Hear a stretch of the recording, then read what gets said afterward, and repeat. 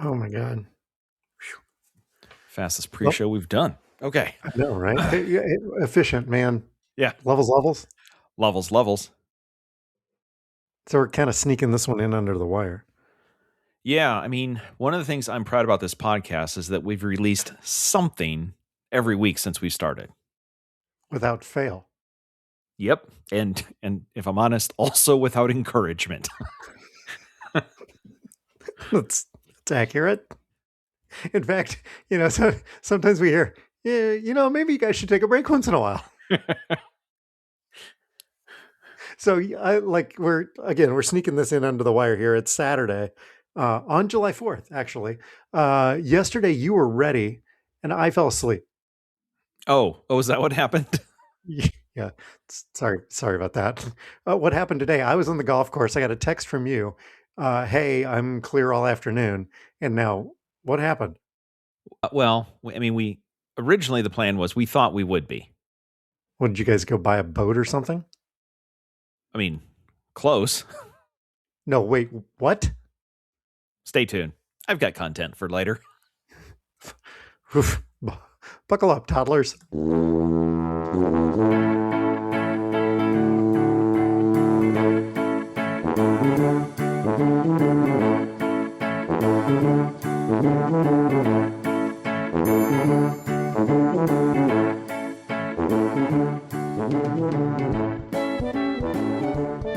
Hi, toddlers.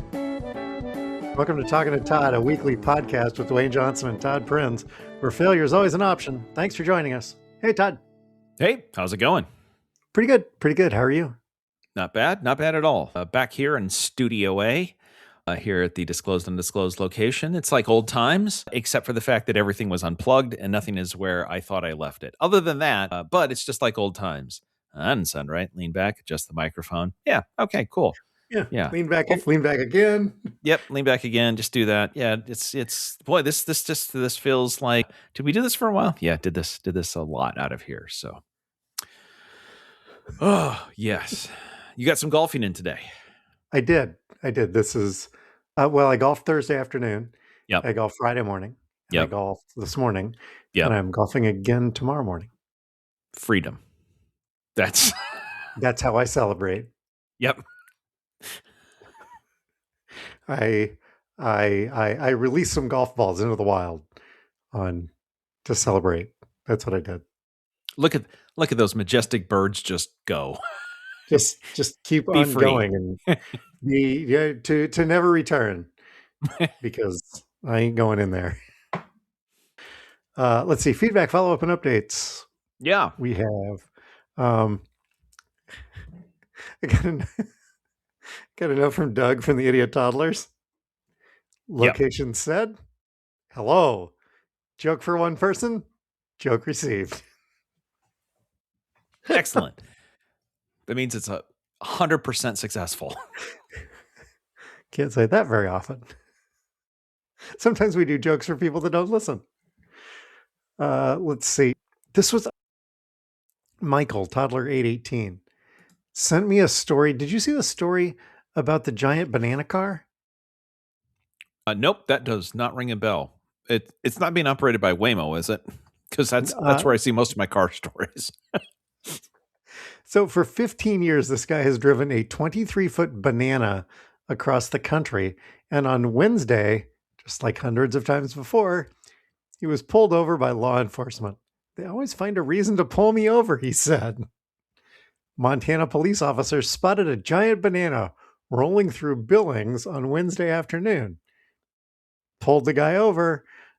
Steve Braithwaite, owner, builder, and full-time driver of the 23-foot-long Big Banana car, not to be confused with the Oscar Mayer Wiener car. Totally different. Same general concept, but different. Yes. In the picture of the banana car, seats 4 in a row. It's not 2 and 2. It's 1, 2, 3, 4. Everybody has 2 window seats. Oh, I'm looking at a picture of it now. Yeah. And there are no windows. Well, there's no windows because there's no roof. That's right. Yes. I mean, Yeah. So Okay, apparently there was an looking at the issue with the license picture, plate. Yeah. yeah, I will say this.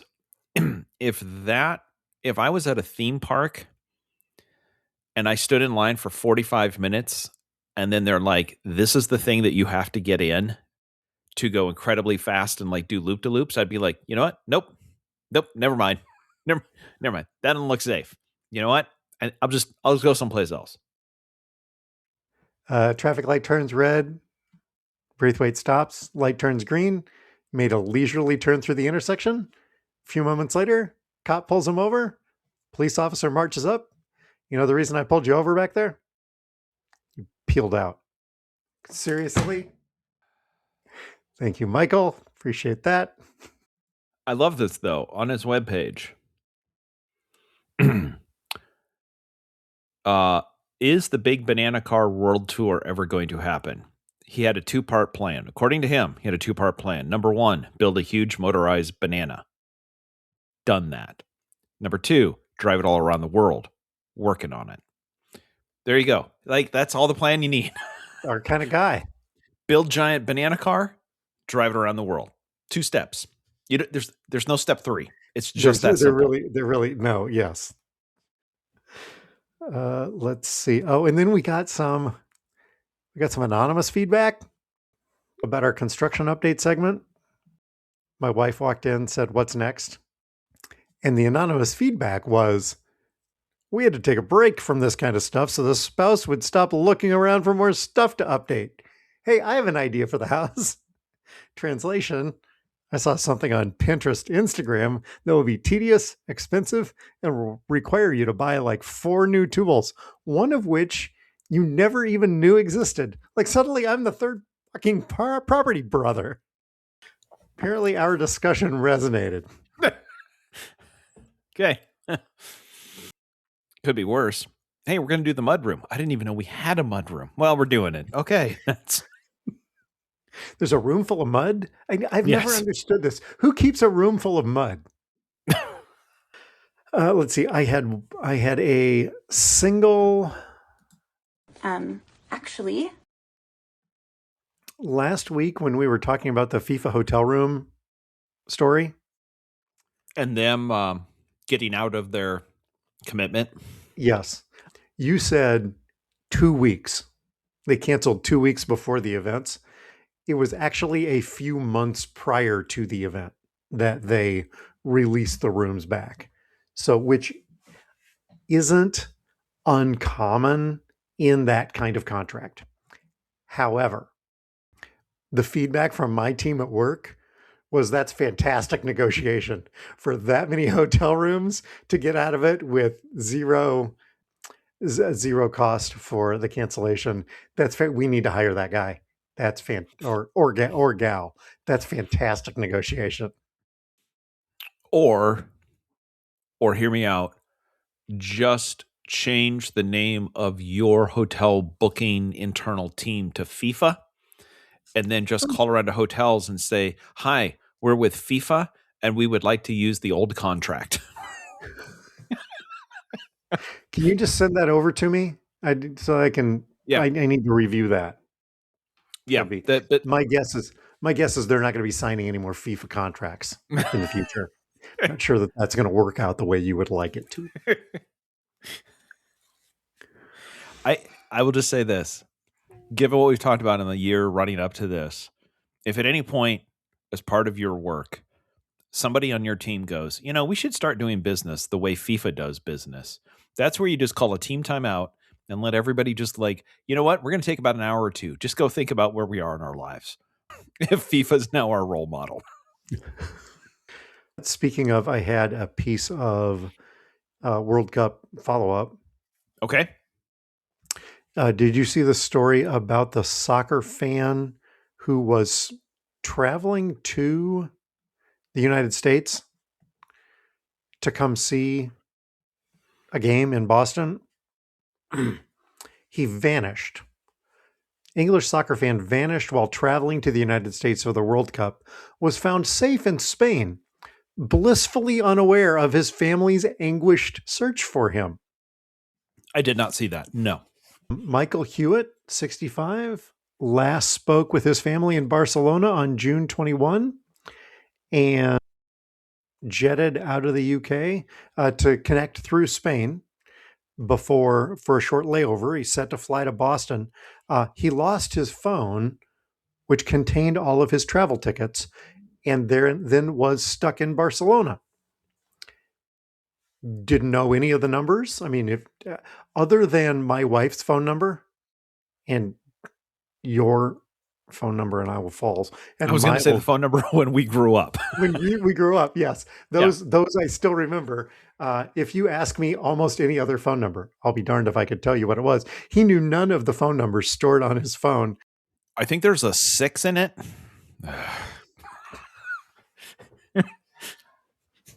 So little Mick, he still had his passport and his money, but he didn't go to the embassy because he didn't think they'd be interested. He was blissfully unaware that his family was searching for him. Instead, he just got on with enjoying Barcelona and watching the England matches in bars. They eventually contacted the embassy, and the embassy tracked him down by using credit card charges and where his credit card was being used so that they could then go and find him. The reason this falls into follow-up is A, World Cup, and 2, do you know which soccer team he's a fan of, Todd? From England. No. Who does he call? Leeds United. Yes. Oh, well, so he again, was blissfully unaware of his surroundings. Yeah. Probably peeing wherever he wanted. Yeah. Good news. I don't need to worry about that. This went on for 10 days before they finally tracked him down. That came to us from the watchful eyes of Toddler Negative 18. Let's see, what else do we have here in fall? See, for a second, yes. I thought that story was going to go a different direction because you hear about these occasionally. But I thought what you were going to say is he was in Barcelona. He ended up getting on a plane to the Boston that's in Spain. And I'm like, that doesn't sound right. That doesn't sound right. That doesn't make any.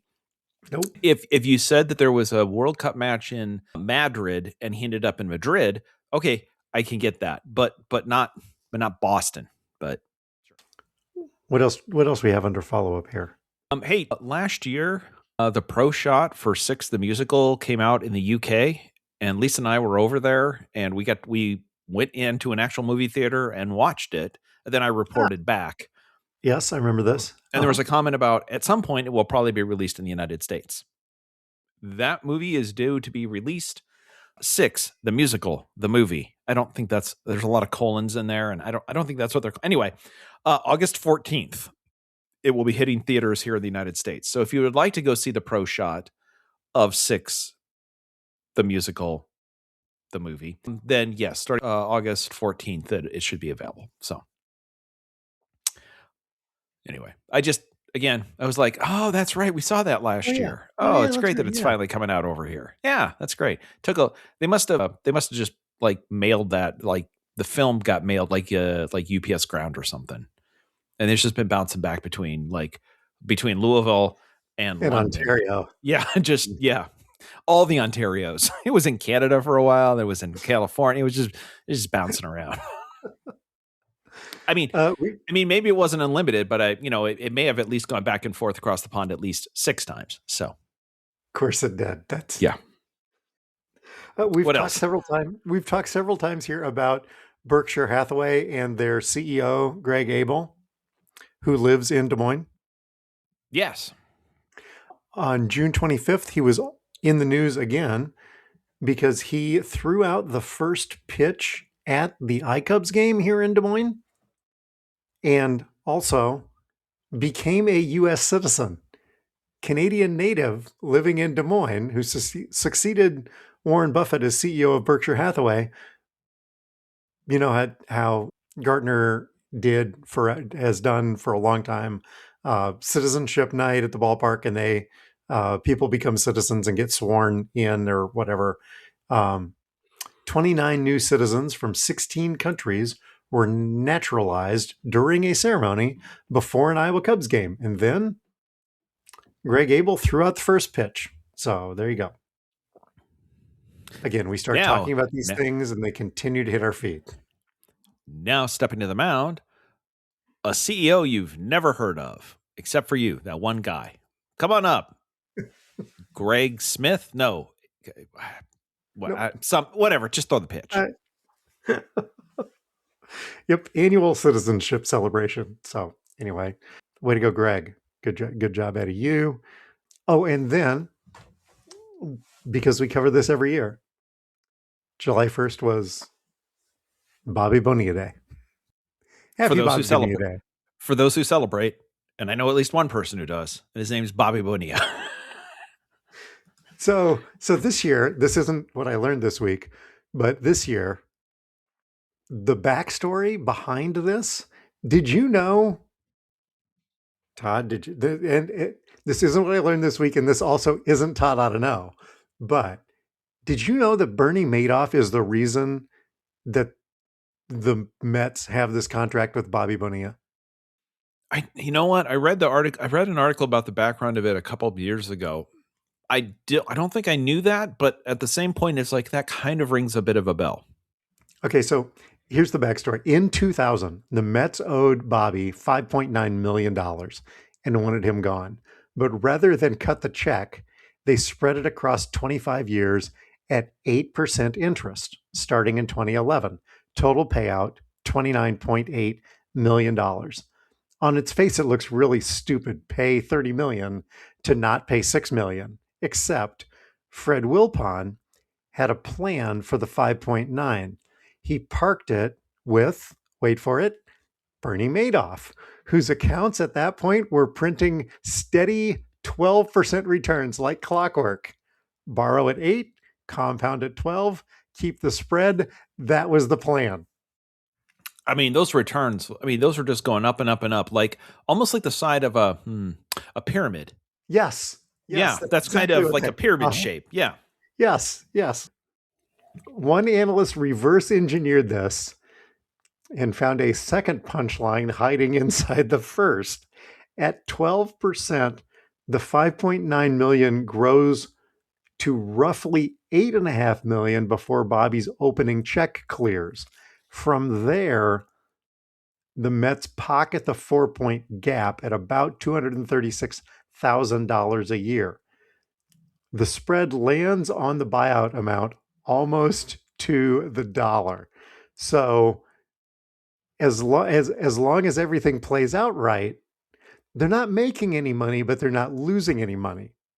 Except, as we know, yes, Ponzi scheme. So the compounding never happened. Wilpon and his circle were part of the 483 Madoff accounts that lost hundreds of millions of dollars.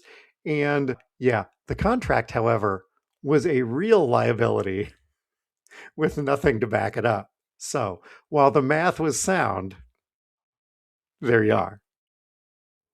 I look back to that now and I think they owed him what, you said $5.5 million, something like that? $5.9 million.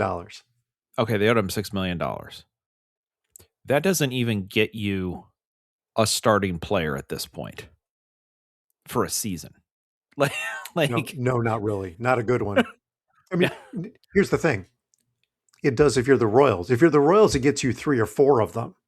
And if you're the A's, it gets you an entire team, plus the T-shirts that says "Welcome to Sacramento." But anyway, but good on you, Bobby.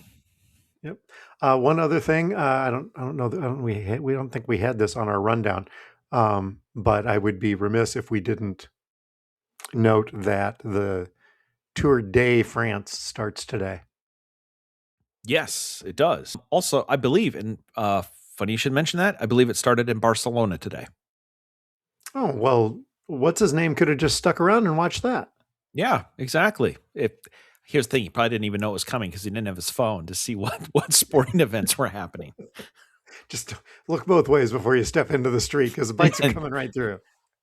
There's a lot of really fast cyclists in this town. This is weird. So I think that's all I had. Do we have any construction updates? Do I need to play that theme? Well, play the theme and then ask the question. Yeah, you're going to make it all 220? Yeah, 220, 221, whatever it takes. Well, you sound like a pretty handy guy. So did we? No.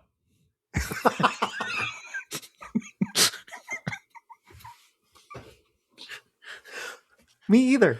But you got to do it in the right order. we can't go into updates without the theme song playing. This is what we get. That's just the rules.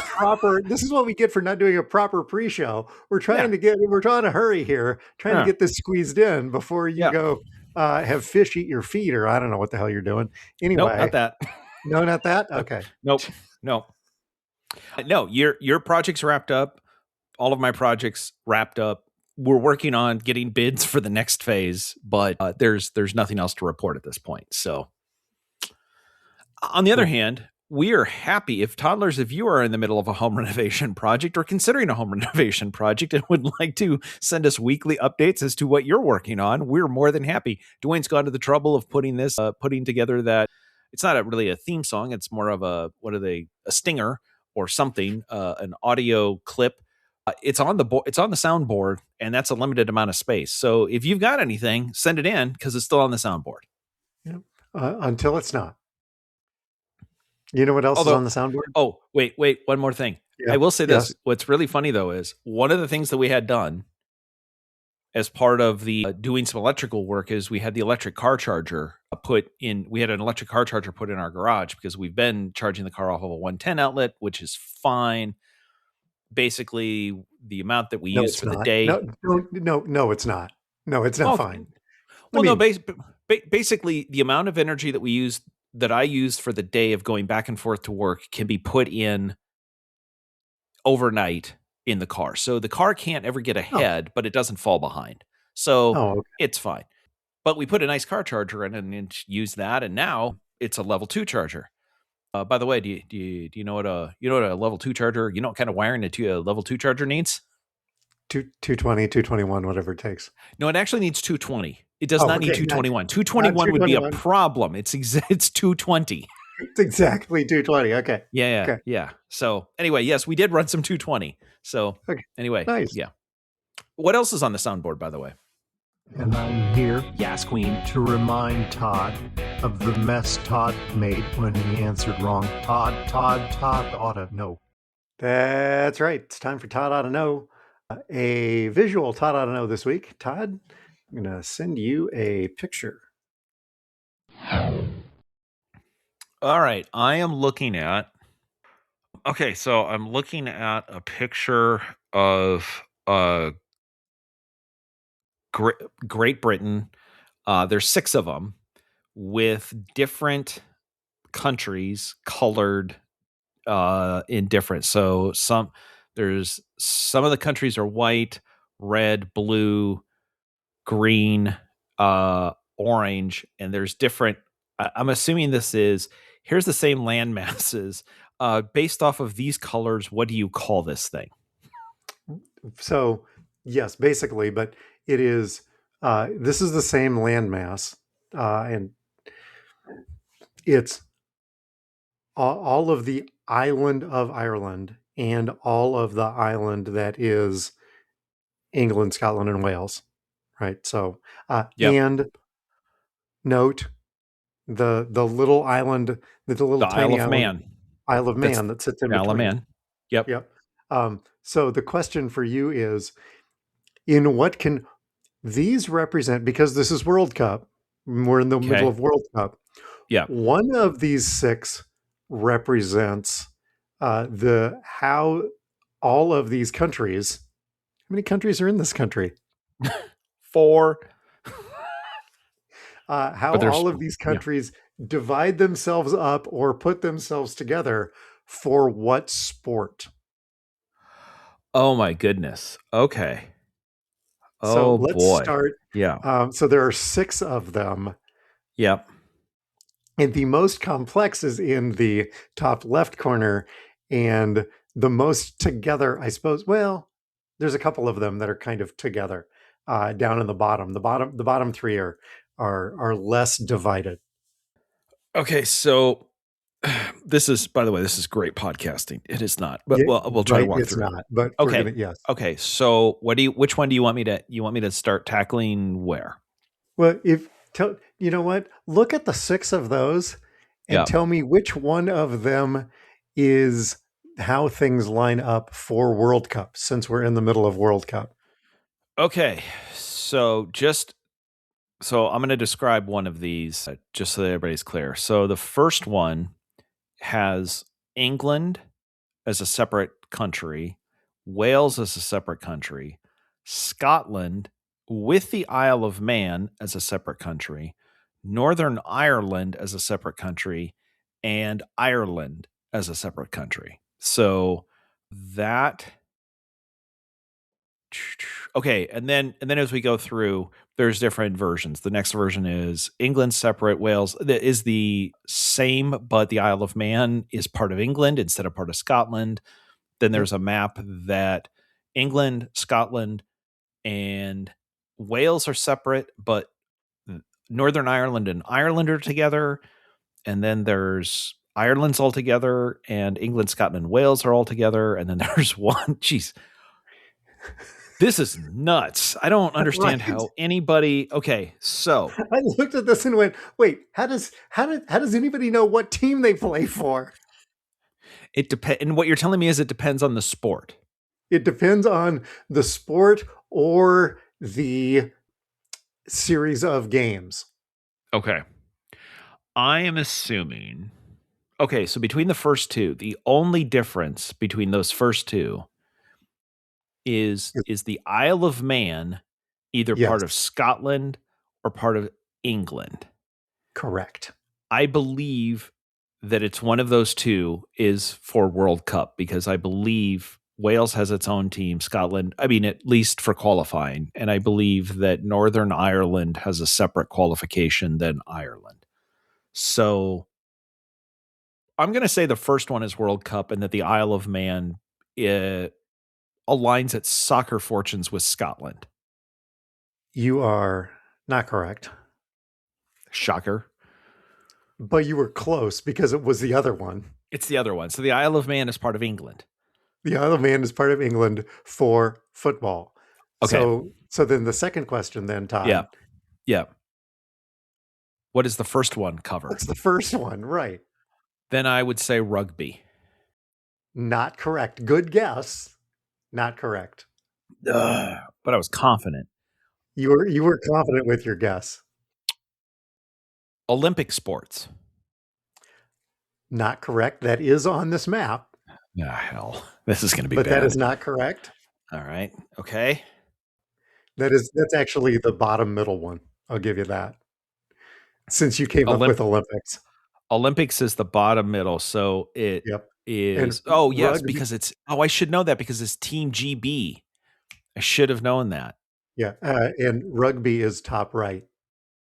Top right, which is England separate, England and Isle of Man, Wales separate, Scotland separate, but Ireland competes under unified Ireland with Northern Ireland and Ireland competing together. All together, yes. All together now? Okay. So we've covered football. Yep. We've covered Olympics. Yep. We've covered rugby. Correct.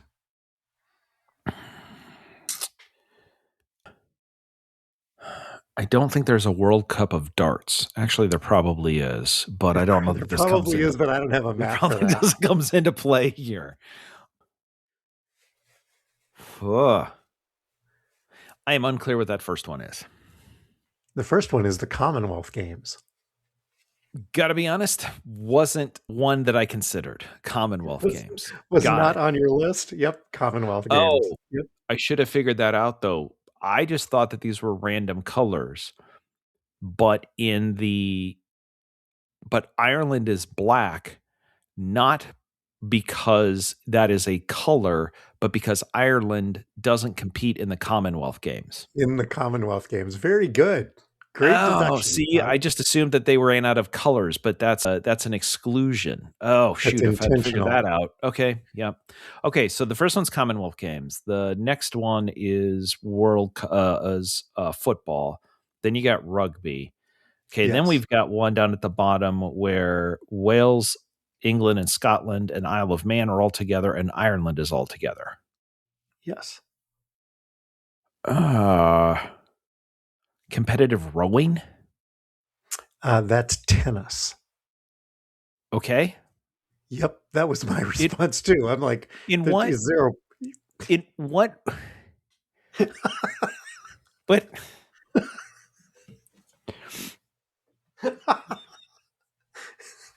here's my thought.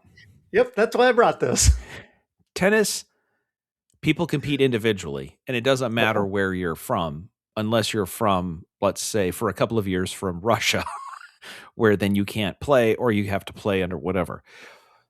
The tennis that I'm aware of that it matters where you are from is under the Olympics. So this would have to be like, is this like some version of like the Solheim Cup or the Ryder Cup for tennis? I didn't dig. I just found the map. I just confused you, Todd, but I'm not giving you any answers. Okay, cool. Okay. All right. Yep. And then, okay, and then the middle one's the Olympics. And then the Yep. last one Yep. Can you name the last one? So, is Ireland altogether, yeah, Scotland by itself, yeah. Wales, England, and Isle of Man together. I mean, I know that this might be I think, I don't think this is what you're looking for. I think this might be a proposal of how to fix Brexit. Not wrong. Scotland wants to leave, and the Northern Ireland thing is a problem. So screw it. Just everybody leave. And Wales is like, what about us? And like, where are you going to go? They're like, never mind. Okay. All right. Okay. So one of them was tennis. You know what? I'm going to say billiards. No, sorry. Wait. Snooker. Wait. Snooker. World Cup snooker. World Cup, and you're wrong on both counts. Okay. But I'm going to say it took balls to come up with that answer. Oh, jeez. What's the last one? Cricket. The last one is cricket. You know, now that I was coming up with snooker because I thought cricket. Actually, now I'm disappointed in myself that I didn't think of cricket and use that you one. didn't come up with because I mean it is a national sport. It's an international competition of So anyway, something that Todd ought to know for World Cup week: who plays where and why? No, not why. We still don't know why, but we do know who plays where. Yes. Yeah. You're welcome. Should we do some idiots? Sure. Time for the Scott Frost Memorial Idiot of the Week. Absolutely. So one of the reasons why we're recording a little later today is earlier today, Lisa and I decided, let's just go look at some cars. Let's just go look at maybe we should look at a car. Lisa's like, let's go look. I'm like, okay. So we went and looked, and then it was like, maybe we should test drive the car. Let's see what. Anyway, so we bought a car today, and as a part of the process, so you got to go through the whole thing where the salesperson's got to go into the big glass booth and then come out with the price, and then you're like, yeah. Lisa's like, yeah, I think you can do better than that. Well, let me go find out. Yeah, they come back, shaved a little bit of money off. Okay, fine, whatever. Agree to buy the car. You got to do all the things. Then you got to wait. Then you got to go into the finance guy because the finance guy's got to then sell you all the other stuff. And so there was you have the conversation about do you need the protectant? No, don't need the protectant. Okay. Do you need the extended warranty? Salesperson, these cars are amazing. They never break down, and they have it's a Hyundai, has an amazing warranty. You agree to buy it.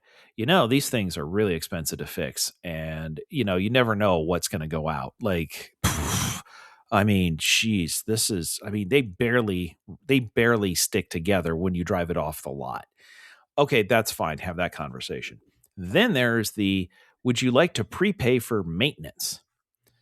Like, well, he's like, oil changes, your registration fees, tire rotation. I'm like, okay. So he tells me how much it's going to be divided by the number. I'm like, oh, that's like $200 a year. I'm like, it's a question. He's like, so you say maintenance, there's service warranty. Every 7,500 miles, you got to get the oil changed. And then there's something at 15,000 and then at 30,000 and then at 45,000. Does it cover all the maintenance in those years?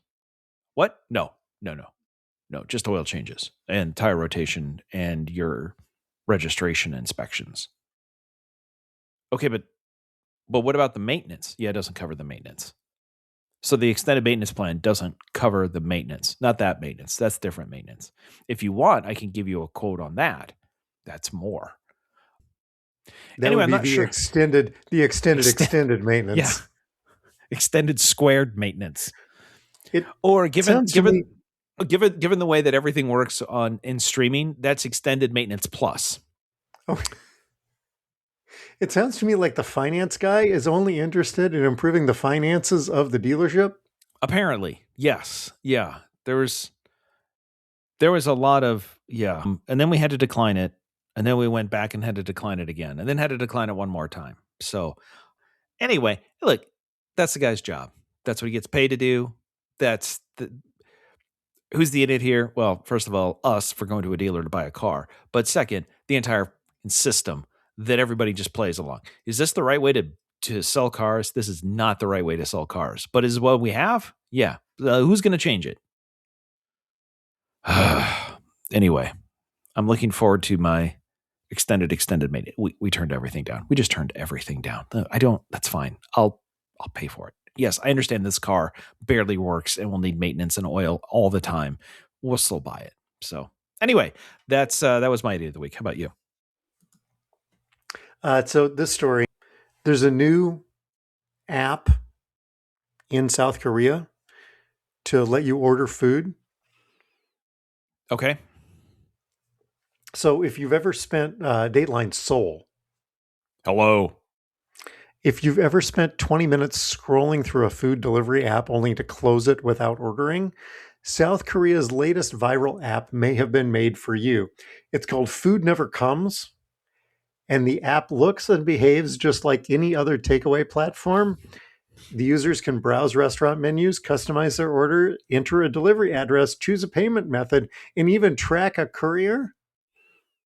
But nothing is ever cooked, paid for, or delivered. According to Fast Company, the unusual app is part of a growing wave of South Korean dopamine sites, which are digital platforms designed to recreate the thrill of shopping without actually spending a single cent. So you're cosplaying ordering food for delivery? Yes. Yeah. In theory, simply pressing the buy button satisfies your craving, even if no purchase is ever completed. The idea was created by a South Korean developer who said the idea came during one of those nights when I just kept opening and closing delivery apps. It started as a joke at first, but it was surprisingly satisfying. Great. So anyway, what's for dinner? Not Korean food. All right, app idea. I thought you were going to go the other direction, which is you put it all in and you scroll through the entire app. And if you get to the bottom without picking anything, it just randomly picks some food for you and sends it to you. Like, look, dude, I showed you 700 restaurants. If you can't make up your mind, this probably isn't for you. I will just send over whatever I think is best for you. This is a different take. Wow. Oh my God. Do you know what's here's the thing though. Oh geez. Yes. Now. Okay. So you've got an app that you can track your food that you didn't order, that they didn't cook, and that they're not delivering. Yep.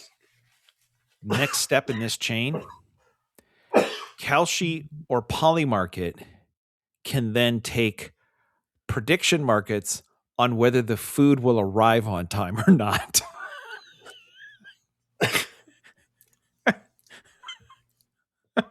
Over under on your fake food delivery. That sounds like a Kalshi kind of thing. And since you control whether or not it's going to show up or not, you can vote, you can bet no, knowing that it's not going to show up. That's perfect. It's a perfect Kalshi thing where the people who make the decisions can put the bets. One user compared it to drinking non-alcoholic beer while recovering from alcohol addiction. I want to Okay. buy something, but I really can't buy something. I don't know. Anyway, my idiot of the week: apps that you can order but not actually get anything delivered. What's even worse is, I'll just throw this up. What's even worse is if you got to pay like $5.99, you have to bring, for the app to work, you have to pay a monthly subscription to be in the club. Yeah. Otherwise, it will actually deliver the food to you. Yeah. You have to if you don't want the pay food, to have it not. You have to pay to have it not deliver the food. it's $10.99 a month. Otherwise, we're going to start delivering the food. Oh, sweet Lord. What are you watching this week? A lot of World Cup, just a lot of World Cup. None of the World Cup halftime shows. Not doing that, but the actual matches. I've seen a lot of football. Shockingly, I've seen a lot of good football. I've seen some terrible football, but I've seen some pretty good football as well. But it's been mostly World Cup. How about you? What have you been watching? Also been watching World Cup. Okay. All right. Also been watching World Cup. Yep. Some fantastic games. And I mean, day one was two PK shootouts. Just really excited. The England comeback, not expected. Fantastic. I mean, it's been some really, really great games. I don't know if you saw the Belgian comeback. 86th minute, they were down 2-0. Yes, saw that. Tied it, took it into extra time, and then won 3-2 in extra time. It didn't even have to go to penalties. Saving it a little late. Hey guys, drama queens here. Like, can we just like maybe spread the scoring out a little bit? I don't know that my heart can take a whole lot more of this. Perhaps just going to throw this out here. Maybe score a little earlier. Whatever. You can take the full 90 minutes to score. Like you don't need to wait till the end. So yeah. Did you ever watch The Wire on HBO? I did not. I believe Lisa has, but I never watched it. No. I never watched. We didn't have HBO when it was on originally, and I've just never gone back. But it's one of these shows that people have said, it's like one of the greatest top shows. 5. Yeah. In the top 10 list or whatever, it's The Wire's always up there. Yeah. Yep. And I never watched it either. And I'm like, you know what? I'm going to watch this. A, so I started watching it. B, I'm really enjoying it. But C, the technology dates it. Yeah. Between flip phones and pagers. And then they sat down in front of a computer. And now I'm going to send you a picture again. And I'm like, I got to take a screenshot of this. Okay, so I'm seeing England, Scotland, Wales. Well, hold on. Let me scroll. Oh, buddy. Okay, so that's a Gateway 2000 monitor. The Gateway 2000. I'm like, hey, there's the little cow box. I know what that is.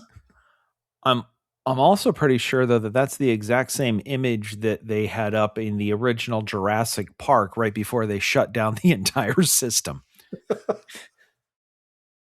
Nice CRT monitor though. That looks big. Right? It was. Yep. I'm like, oh, okay. Yeah. Again, the technology is, you go back to the early 90s and this kind of thing. But then I'm like, oh, hey, yep, I recognize that Gateway monitor. Pretty sure I had one of them. Right now, if you do period dramas, the way that you show that you're going back in history is by the dress, right? Like you've got the big skirts and frills or whatever. But eventually, period dramas will be based on the technology that they have. That's how you show that it's a period drama.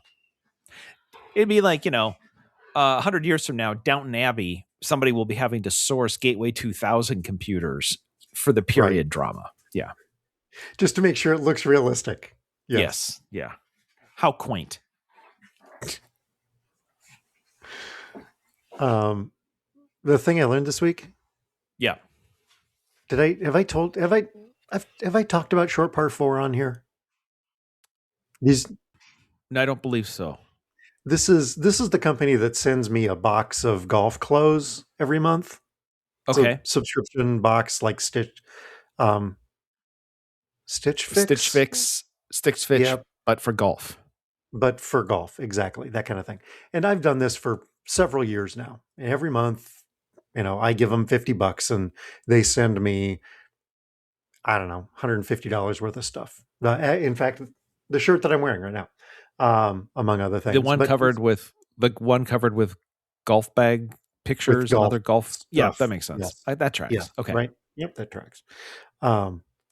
Is a Ryder Cup shirt, actually. But belt, shorts, pants, shoes, golf glove, whatever. Just a smattering of whatever. Whatever's in the warehouse that month. Exactly. And they buy it in bulk and then pass the savings on. And I let them pick it out. I mean, some of these services, you go and pick out what you think you want and they send it to you. They curate it. And so it's a surprise for me every month when I open it. Last month, my May box didn't show up until like the last week of May. Like, okay. Well, that's kind of odd, but whatever. Things are slow. My June box hadn't shown up. On the 26th of June, I get an email from Short Par 4 saying, "Hey, we've missed you with the last couple of boxes. Do you want to restart your subscription?" I'm like, well, that doesn't seem right.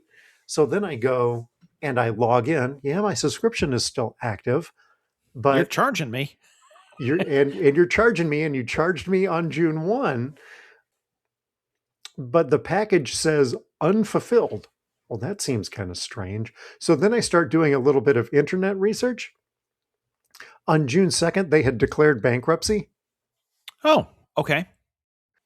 At which point, given the industry that I am in, I start doing a little bit more research and start reading some of the filings and then contacting one of my salespeople. Hey, actually, I wonder if there's any business in this for us. Is there anything we can do? Are there any mailings? Do they need us to process anything? Is there any support services we can provide? He's like, no, at this point that it's long gone. Have you canceled your subscription yet? That would be the next thing that I did so that they didn't charge me on July 1.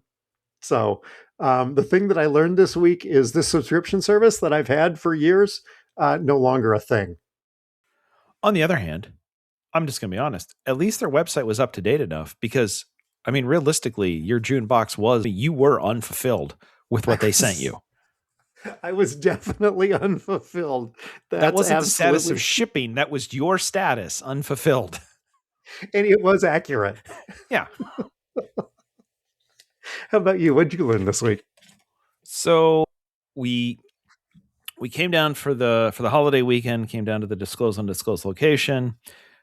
I have a Mac Mini down here, and it's got some external hard drives because the Mac Mini doesn't have much internal storage. And I had noticed I'd remoted into this from Salt Lake City, and one of the hard drives that has some media and stuff on it wasn't mounted. And I was like, that's weird. And I was trying to get it mounted so I could get some files off of it, and it just wouldn't mount. I'm like, okay, that's really weird. No, I know, I'll figure it out. So get down here and get on it. And I'm like, yep, still doesn't matter. Oh, you know what? I'll reboot the computer. It'll bring it back. Nope. That's weird. Okay.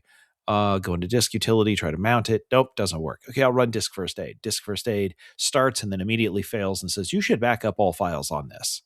Well, you can't back up the files if you can't mount it. Like, what it needs to say is you should have backed up the files on it. Like, that's actually. I sure hope. The warning that pops up is, boy, I sure hope you backed up all of those files. Yeah. Were you looking for files that formerly lived here? Wait, what? So the good news is, I have an online backup service, so everything's backed up. Don't need to worry about it. The downside is the backup service that I use, called Backblaze. Any external hard drives, you have to check in once every 30 days. That hard drive has to basically check in every 30 days to say that it's still an active thing because it's a unlimited plan. So what they don't want you to do is back up all of your friends' hard drives. So every 30 days has to check in. When I look, it's like, this was last seen 14 days ago. Okay, so 14 days ago, it was working, and then it must have died. And now I can't bring the drive back. Okay.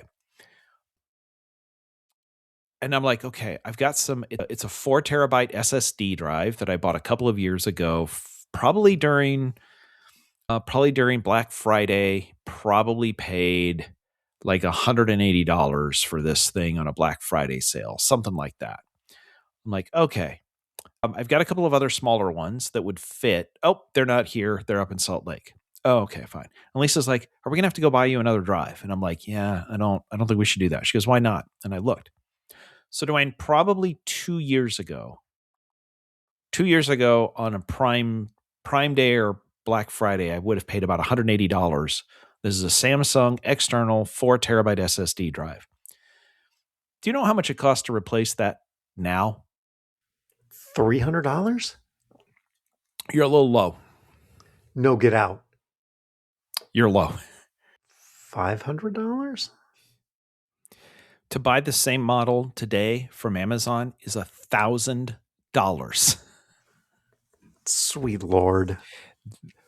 When Apple raised its prices because storage and memory costs are going up, everybody's raising their prices. But in 2 years, this has gone from $200 to $1,000. Lisa, we need to go buy you a new one? Nope. Why not? It's $1,000. You're correct. We are not buying you a new one. So what did I learn this week? Hopefully all over. Hopefully what I've learned is I need to, first of all, I've got like gold sitting on my desk. Second of all, it's important that the other hard drive that I have not fail because eventually I can't replace any of these things. And third, this is stupid. Like, this is just stupid. Anyway, that's what I learned. $1,000. Yeah, I'm sure this will pass in a couple of years. The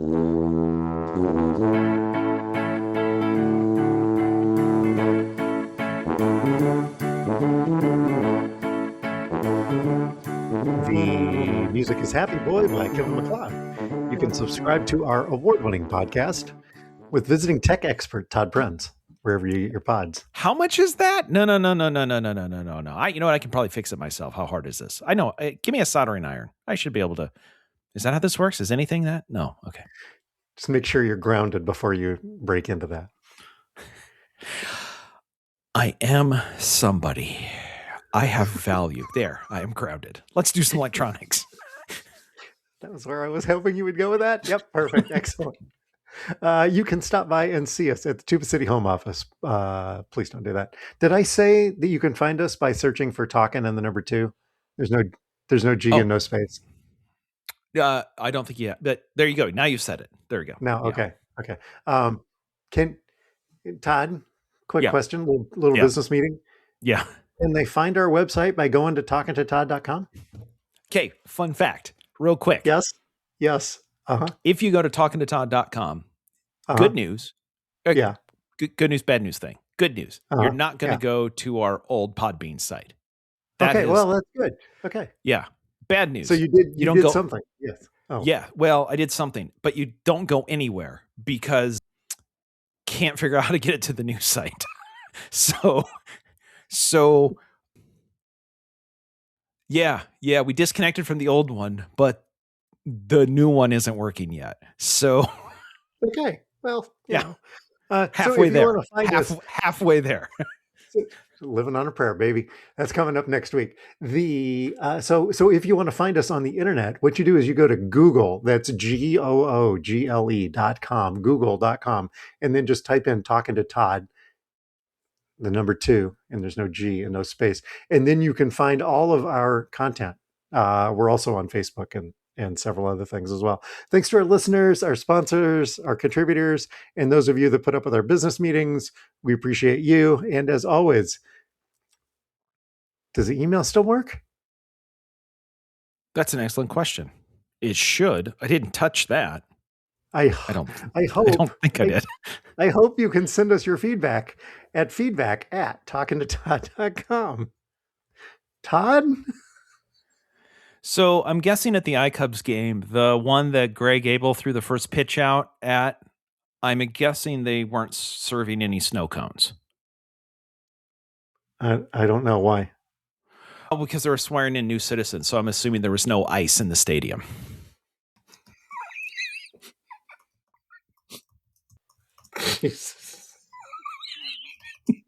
So bad. That's odd. That's Dwayne level bad is what that is. You're welcome. I'm a professional. Oh God, I'm sure we're gonna. I thought it was gonna be because they weren't. I thought it was because they were un-American and they didn't believe in apple pie or mom or snow cones. I thought that's where that joke was going. Fun fact, the original version of that in my head said there was no slushies. And then I thought if I use snow cone, I'll send him off the track. What are you, a communist? So, see, yes, I you fell into it. I did. Yes, I did. It's probably something we're going to have to clean up next week. Until then, we're here. We're talking to Todd.